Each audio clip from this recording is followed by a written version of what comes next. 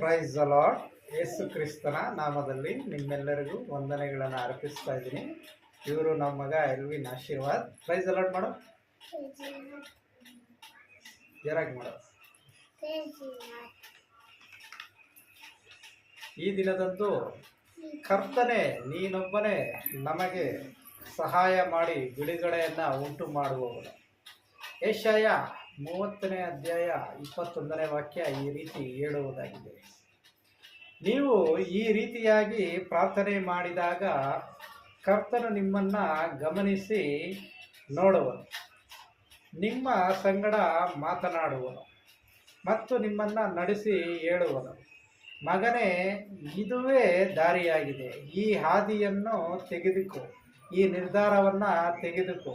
ಅವರ ಬಳಿ ಈ ರೀತಿಯಾಗಿ ಮಾತನಾಡು, ಅವರನ್ನು ಕಂಡು ಬೇಸರಗೊಳ್ಳಬೇಡ, ಆಗ ಮಾತ್ರವೇ ನಾನು ನಿಮ್ಮನ್ನು ಆಶೀರ್ವದಿಸುವೆನು ಎಂದು. ಆಗ ಬರಲಿರುವ ಸಂಗತಿಗಳನ್ನು ಆತನು ಪ್ರಕಟ ಮಾಡುವನು ಮತ್ತು ನಿಮ್ಮನ್ನು ನಡೆಸುವನು.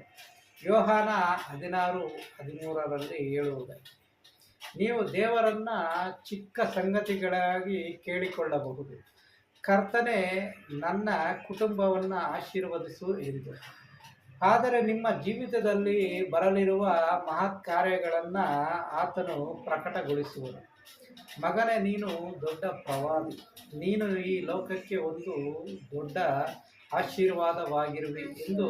ಕರ್ತನ ಆಲೋಚನೆಗಳು ನಮ್ಮ ಆಲೋಚನೆಗಳಿಗಿಂತ ಉನ್ನತವಾಗಿವೆ. ಯೆಶಾಯ 55:8 ಆತನು ನಮ್ಮ ಕೈಗಳನ್ನು ಹಿಡಿದುಕೊಂಡು ನಮ್ಮನ್ನು ಸುಂದರವಾಗಿ ನಡೆಸುವನು. ನಾವು ಆತನ ಮಾತುಗಳನ್ನು ಆಲಿಸಿ ಆತನಿಗೆ ವಿಧೇಯರಾದರೆ ದೇವರು ನಮ್ಮನ್ನು ಹೇಗೆ ಆಶೀರ್ವದಿಸುವನು ಎಂದು ಯೇಸು ಕ್ರಿಸ್ತನ ಜೀವಿತದಿಂದ ನಾವು ನೋಡಬಹುದಾಗಿದೆ. ಆತನು ಈ ಲೋಕದಲ್ಲಿ ನಡೆದಾಡಿದ ಕಾಲದಲ್ಲಿ ಮಹಾಯಾಜಕರು ಹೊಟ್ಟೆ ಕಿಚ್ಚಿನಿಂದ ಆತನ ಮೇಲೆ ದೂಷಣೆಗಳನ್ನು ಹೊರಿಸಿದಾರೆಂದು ನಾವು ಓದುತ್ತೇವೆ. ಮಾರ್ಕ 15:3 ಹೇಳುವುದಾಗಿ. ಅದೇ ರೀತಿಯಲ್ಲಿ ನನ್ನ ಸ್ನೇಹಿತನೇ, ನಾವು ನಮ್ಮ ಶತ್ರುಗಳ ದೂಷಣೆಗೆ ಮತ್ತು ಆರೋಪಗಳಿಗೂ ನಮ್ಮ ಹಿಂಸಕರಿಗೂ ನಾವು ಸುಮ್ಮನಿರದೆ ನಾವು ಕರ್ತನಿಂದ ಆಶೀರ್ವದಿಸಲ್ಪಡುವವರಾಗಿರಬೇಕು. ಆಮೇಲೆ ಪ್ರೈಸ್ ದ ಲಾರ್ಡ್.